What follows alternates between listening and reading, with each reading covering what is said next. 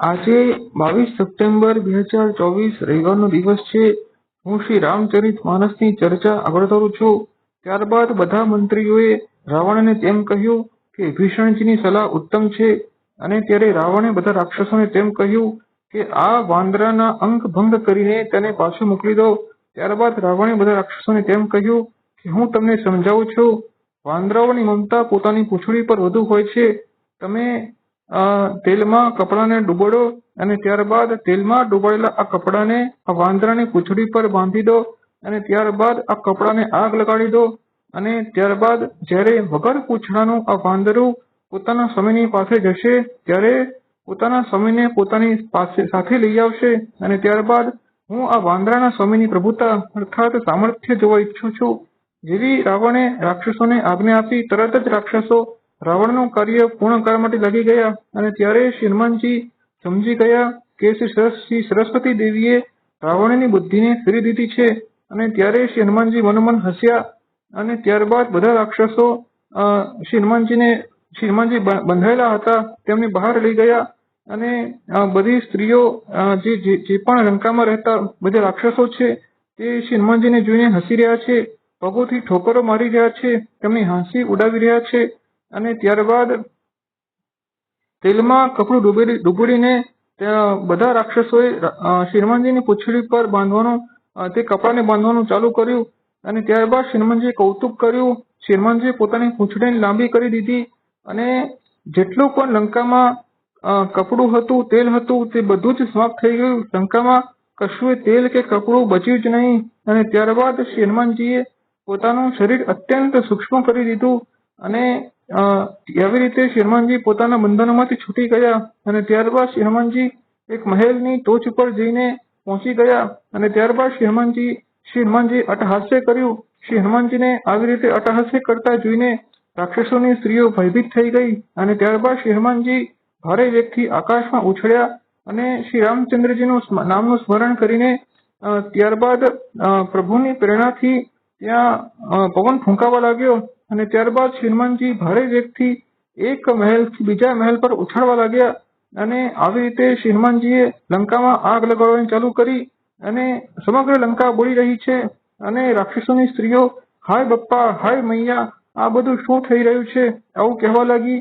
અને બધી રાક્ષસોની સ્ત્રીઓ તેમ કહેવા લાગી કે અમે તો પહેલેથી જ કહેતી હતી કે આ વાંદરો કોઈ સામાન્ય વાંદરો નથી, પરંતુ વાંદરાના વેશમાં કોઈ દેવતા છે.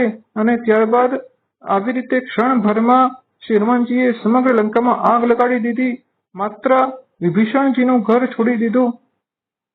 ત્યારબાદ શ્રી હનુમાનજીએ આવી રીતે લંકામાં આગ લગાડ્યા પછી શ્રી હનુમાનજીએ સમુદ્રમાં કૂદકો માર્યો.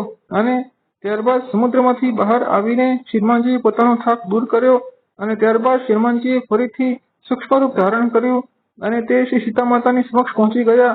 અને શ્રી સીતા માતાના ચરણોની વંદના કરીને શ્રી હનુમાનજીએ તેમ કહ્યું કે હે માતા, જેવી રીતે શ્રી રામચંદ્રજીએ મને વીંટી આપી હતી તેવી રીતે તમે મને કોઈ વસ્તુ આપો જે હું શ્રી રામચંદ્રજી પ્રભુને બતાવી શકું. ત્યારબાદ શ્રી સીતા માતાએ પોતાની ચૂડામણી શ્રી હનુમાનજીને આપી. અને શ્રી હનુમાનજીને શ્રી સીતા માતાએ તેમ કહ્યું કે હે હનુમાન, શ્રી રામચંદ્રજી પ્રભુને તેમ કહેજે કે હે પ્રભુ, તમે તો દીન બંધુઓના સહાયક છો, કૃપાના સમુદ્ર છો, શરણાગત વત્સલ છો, તમે મારા ઉપર દયા કરો. અને જો તમે 1 મહિનામાં અહીંયા નહીં આવો તો હું જીવતી નહીં રહું. આવું શ્રી સીતા માતાએ શ્રી હનુમાનજીને કહ્યું. અને ત્યારબાદ શ્રી હનુમાનજીએ ઘણી બધી રીતે વચનો કહ્યા. અને શ્રી સીતા માતાને ધીરજ ધારણ કરાવીને શ્રી હનુમાનજી પ્રભુ શ્રી રામચંદ્રજીના નામનું સ્મરણ કરીને ત્યાંથી નીકળી ગયા. અને ત્યાંથી લંકામાંથી નીકળતા પહેલા શ્રી હનુમાનજીએ ભારે અવાજથી ગર્જના કરી.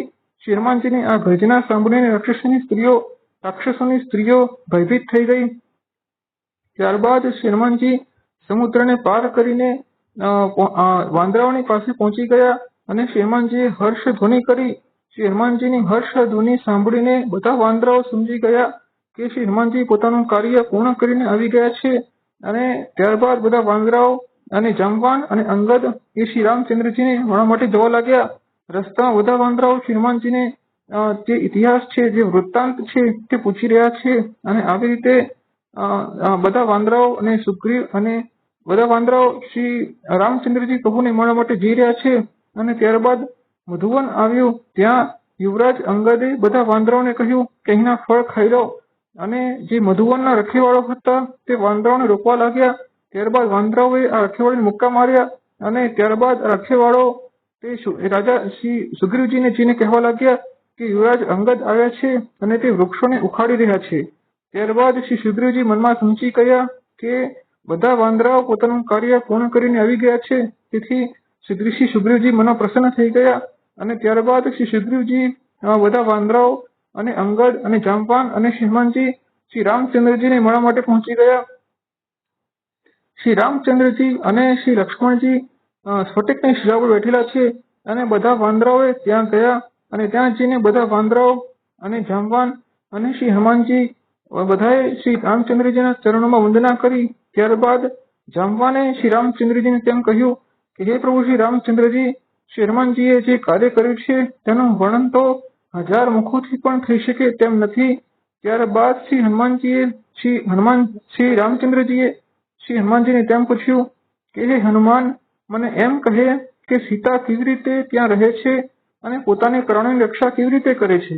ત્યારબાદ શ્રી હનુમાનજીએ શ્રી રામચંદ્રજીને તેમ કહ્યું કે હે પ્રભુ શ્રી રામચંદ્રજી, શ્રી સીતા માતા અત્યંત દુઃખી છે. તેમના માટે એક એક ક્ષણ એક એક કલ્પની શ્વાન પસાર થઈ રહ્યો છે.